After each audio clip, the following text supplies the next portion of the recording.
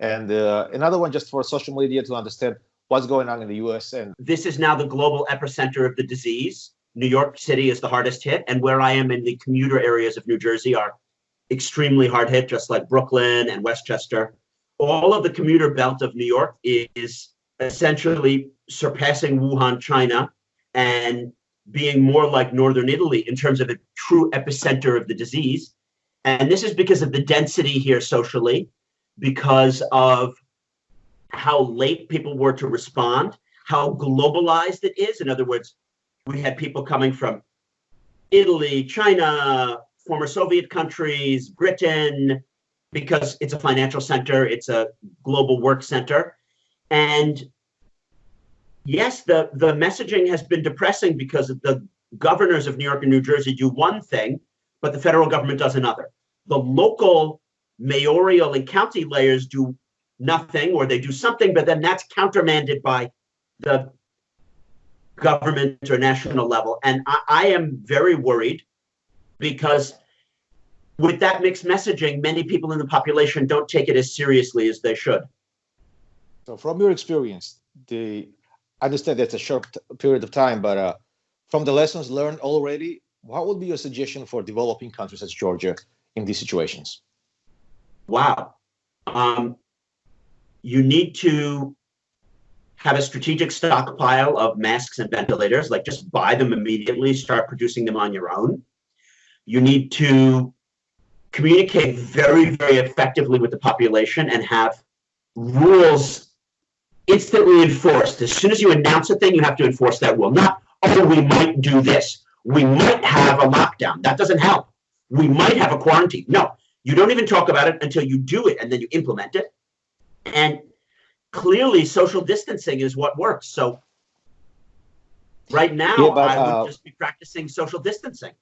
With the rules, we have that delicate problem with the church, for example, because they not all agree on the same rules. I mean, we still have an exception, even though we have the quarantine right now. The church is not under the same rules. Yes. That's not It's acceptable. hard for the government to communicate with the church and push and stress all the rules, and people are kind of confronting that too. But we have this polarization about this issue in these hard times. I'm reading a great book, Laura Spinney, Pale Rider, about the Spanish influenza outbreak of 1918. And it was in countries where the church did not follow the rules of the government or push the government to allow an exemption, like restaurants were closed, but churches were open.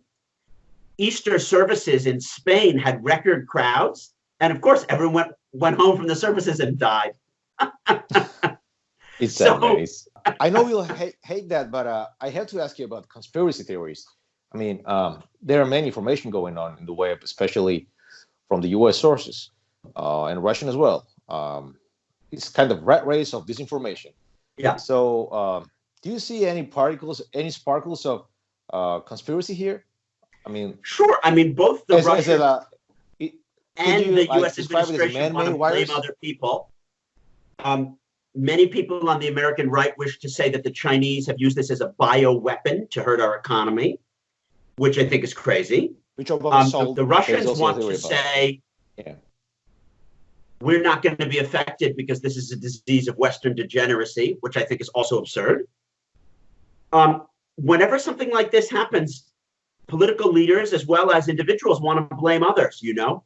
It's those horrible foreigners. It's the foreigners who did this to us. Hopefully it will end soon. And last question. Sure. How do you see us continuing from this crisis in the new era? What should we expect? I think that's the right way to word it. It's truly a new era. I'm going to look at the world as it ain't going to be the same as well. Interwar, World War II, Cold War, post-Cold War, and now we're in the post-coronavirus, the coronavirus and post-coronavirus. International relations will never be the same. Kids that are born now are going to mostly interact with other people based on their phones and the computer. There are going to be second waves of this outbreak. Oil prices are going to be low. People are going to travel less. The economy is going to be less globalized. We are going to be you know what I mean, cresting an economic wave, and the economy will not get back to 2019 levels. So I'm just afraid of a retreat inside the national, something like Brexit, but for every country simultaneously. You know what I mean? I see. A decrease of world trade and a decrease of interconnectedness and a rise of nationalism. It's very, very frightening. I mean, do you see as a dramatic change in international relations, or you just like you'll go through that conflict? Through that, no, that's a dramatic change in international relations. A movement towards populism, neo-populism. I'm actually going to write about this in my book.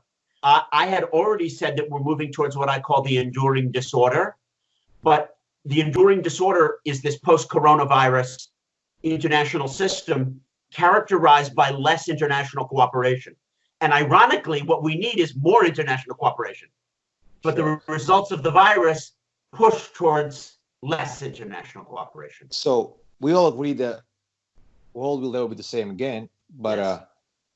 Just a little take on the bright side of that, if you can give us. Sure. There are many bright sides. One is this could be useful as a way to fight climate change.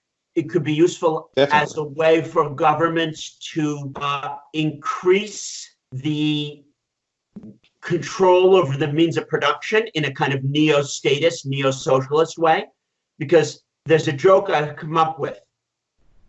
A conservative is a socialist who was mugged, and a neo-Keynesian statist is a capitalist who suffered from an epidemic. And we've had too much global capitalism and tax havens and the uber elites who don't play their fair share.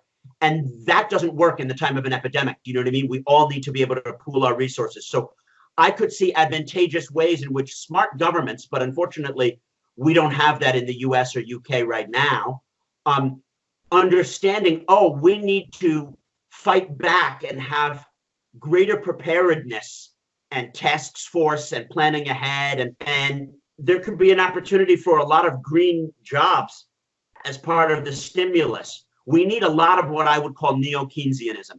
And that's going to be the response. We already have this $2 trillion package. So that's a kind of neo-Keynesianism here in the US. It's just if it's done wisely. So to end on a positive note, we can all pray for smart, statist ways of getting a more liberal capitalism. We're not abandoning capitalism, but we could have a more liberal, more forward-thinking capitalism. Bye. Well, thank you. Thank you for your time. Wish you health and take care. Great. Pleasure. Talk to you later.